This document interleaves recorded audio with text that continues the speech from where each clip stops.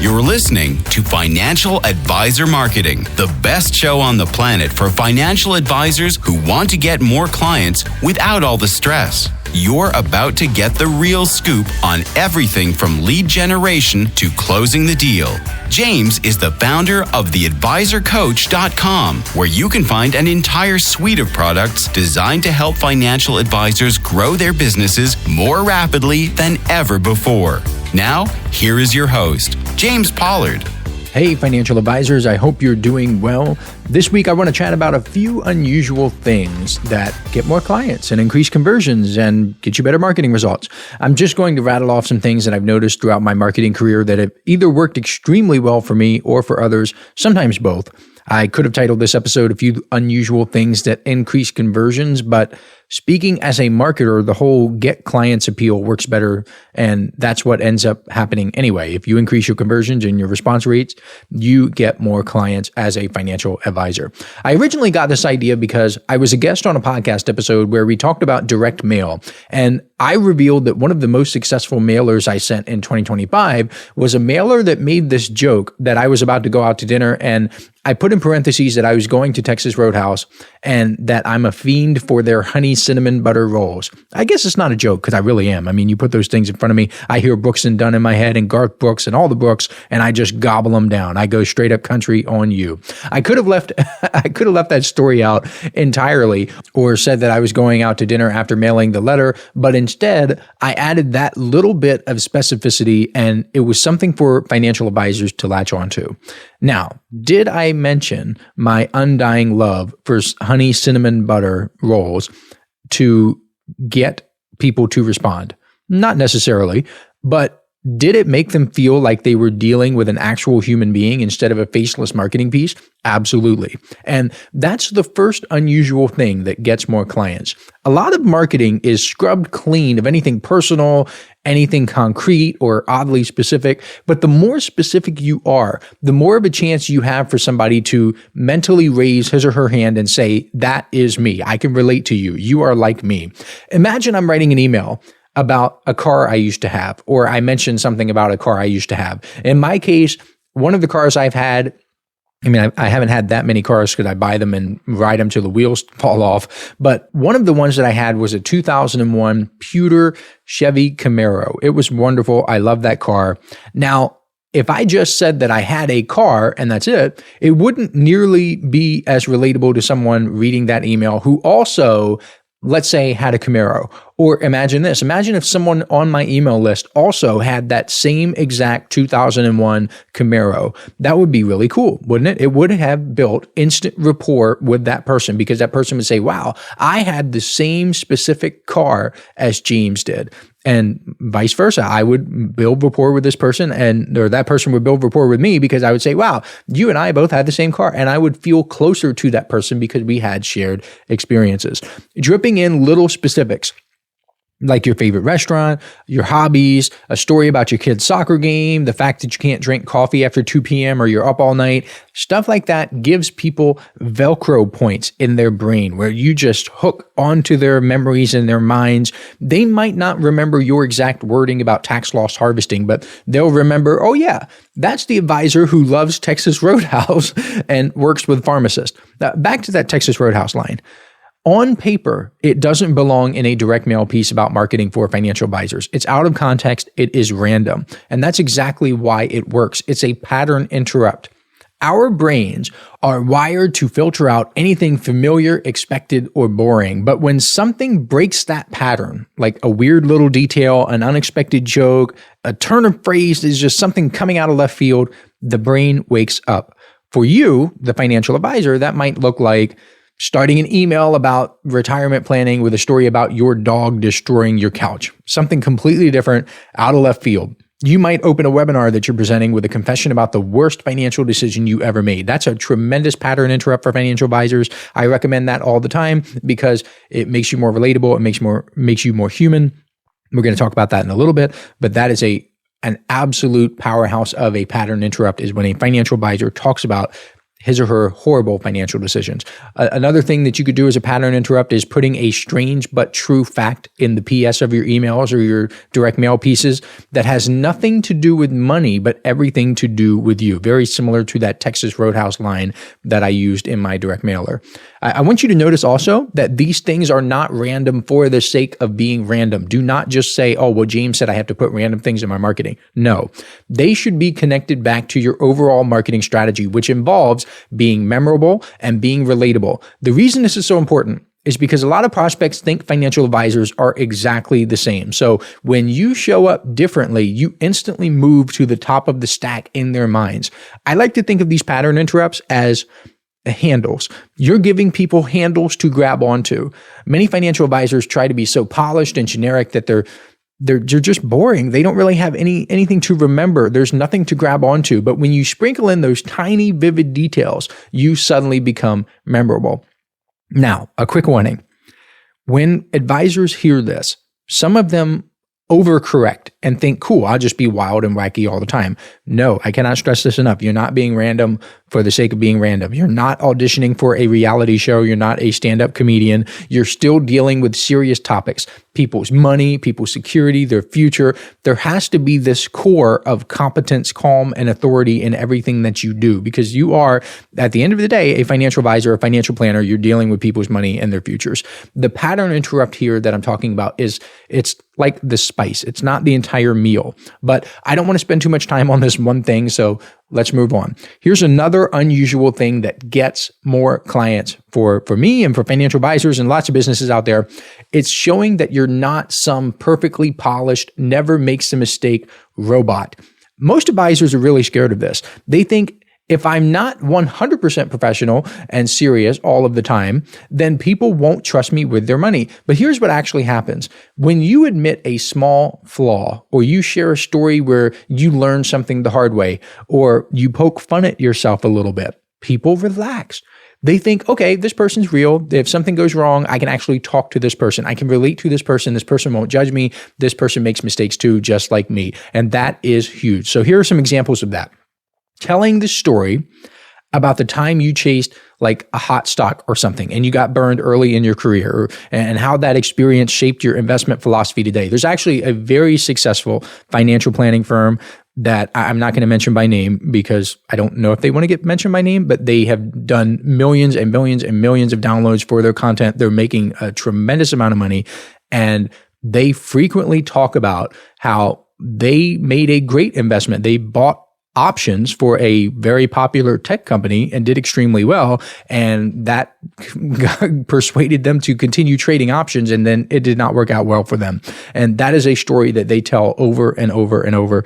And it works well for them. You could admit that you used to ignore your insurance coverage, maybe health insurance or disability insurance, long-term care, life insurance, whatever, because it was boring until you had a close call that woke you up. Because a lot of times that's what people need. They need a kick in the pants in order to get moving on things like that. Listen up, financial advisors. This is something special I'm doing exclusively for people who listen to this podcast. If you subscribe to the Inner Circle newsletter over at theadvisorcoach.com/coaching, I will send you a collection of 7 copyright-free emails personally written by me that you can use right away to begin getting more clients. I call these my objection-busting emails because they're designed to overcome the biggest objections financial advisors face. All you have to do is send me an email letting me know you've subscribed, and I will reply back with a link where you can download them for free. I originally offered these in the May 2024 Inner Circle newsletter issue, and it was one of the most popular bonuses I've ever given away. Today, these 7 objection-busting copyright-free emails are only available to listeners of this podcast because I'm not mentioning them anywhere else. Go to theadvisorcoach.com/coaching to subscribe today. Now, back to the show. You could share that you used to be terrible with organization and you had to build systems so nothing fell through the cracks with you in your personal life or in your business. You could share these things because they make you more relatable. Lots of people struggle with organization. So if you say, hey, I used to struggle with organization, they can see themselves in you. These things are not necessarily weaknesses. I mean, I guess their weakness is if you never fixed them. I would not come out and say, hey, I'm still terrible at organization. I would not do that. But I would comfortably say, I used to be terrible at organization, but now I'm really, really good at it. And that translates into a benefit for you, my client, because, and then you could go from there. When you talk about stuff like that, you signal that you understand real life and that you have grown from it. Another really weird thing that increases conversions is talking about how you've seen it all. Because most prospective clients are walking around scared to death that their financial situation is unique, that it's uniquely messy, it's uniquely embarrassing, it's uniquely behind, whatever it is, they are just terrified. You know this because you've seen hundreds of plans, you've seen hundreds of client scenarios, and you know most people are more similar than they are different, but they don't know that. You know that, they don't. To them, their situation is the only one that looks the way it does because people aren't going around saying, hey, I don't have any long-term care coverage. Do you? I don't have any life insurance. Do you? I don't have 401k in order. I have target date funds because I don't know any better. But people don't say that. That's not discussions that normal people have with their friends and family members. So they only know their situation. That's why saying something as simple as, I've seen people with nothing saved, people with 7 figures saved, people still carrying student loan debt at age 50 and everything in between. That instantly melts the intimidation. Back in late 2023, when I surveyed people who hadn't hired a financial advisor yet, nearly every reason boiled down to some flavor of, I'm embarrassed, I don't want to be judged, I don't want someone to tell me how stupid my decisions were. One woman literally said something along the lines of, I don't want to sit in front of someone and confess that I still have student loans at 52 years old. I don't want them to think I'm irresponsible. When advisors started casually mentioning that they have helped plenty of people in their 30s, 40s, 50s, and 60s who still have student loans, appointment requests went up immediately because it gives the air that you have seen it all. You have not, this is nothing new to you. This is not unique. You're not going to be shocked, okay?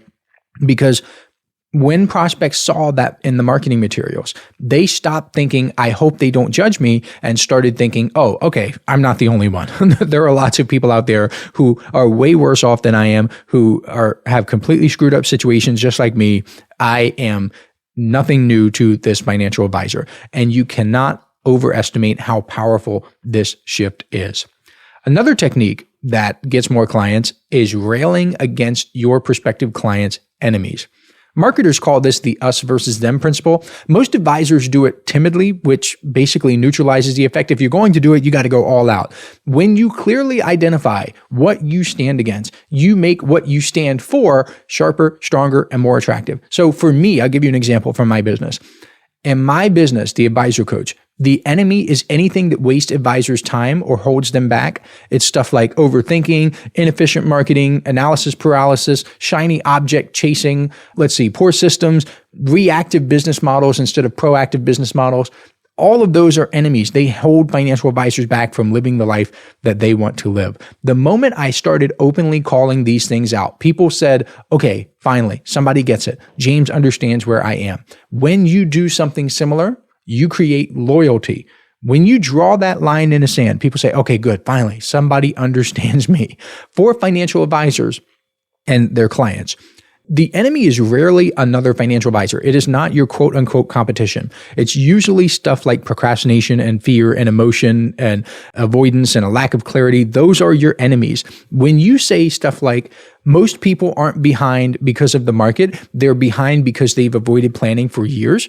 That tends to work because avoidance is the enemy. It's not somebody else. It's not, oh, well, the enemy is this financial advisor that I'm competing against. No, that is not the case. When you really nail this, prospects lean in because you're describing the villain in their story. And people only hire heroes who can defeat their villain. All right, I'll give you one more. And this is a powerful one. It is using the here's what I'd do if I were you language. A lot of financial advisor marketing is written in such a way where it feels like it puts the prospective clients at arm's length, where they're really not relatable, they're not memorable, they're not all of the things that I've been talking about in this podcast episode so far. When you say, this is what I would do if I were you, it collapses the distance between you and your prospect. Now, of course, this does not mean giving tailored advice to an identifiable individual's personal facts. You avoid the compliance headache by framing everything as hypothetical, generalized, example-based, and educational only. You could say, if I were in my 50s with student loan debt, here's something I would consider. That gives you a way to not only call out your audience, but to relate to them as well. Compliance has no problem with that. Compliance has no problem with, if I were in this situation, I'd start understanding spending. Then I'd review my taxes. Then I'd look at a timeline of what to do with my financial planner. That's not advice. That is process. Your thought process is always compliant. Personalized instructions are not. So miss me with all that compliance stuff. I have been in the game for more than a decade. This is nothing new to me. If your compliance department still whines about it, they are in the wrong. I am not in the wrong. The alphabet institutions literally allow all of those things. They allow hypothetical, educational, general, illustrative, and process-based stuff. They allow it. But when you use the here's what I'd do if I were you language, your marketing just becomes so much more, again, relatable. I keep bringing up this word because that is what it is. That is what good marketing does. Imagine if I said something like this, and you're a financial advisor in your 40s, you're a solopreneur, and you feel like you don't have enough time in the day. If I say, if I were a solopreneur, financial advisor in my 40s who felt like there's not enough time in the day, here's what I would do. You would perk up. You would immediately gravitate to whatever it is that I was about to say, simply because I called you out specifically. And stuff like that is the reason why I have ads that are just crushing it with the hooks that they use and the click-through rates and the cost per click. It's the reason why my direct mail gets open. It's the reason why the emails that I write for financial advisors, the direct mail pieces that I've written for financial advisors, those things work extremely well because they go directly to the audience. Okay? I want you to think about that. I know this is a short podcast episode. I've given you a lot of stuff to think about, a lot of specific tactics you can use in your marketing to get better results. I hope this helps you.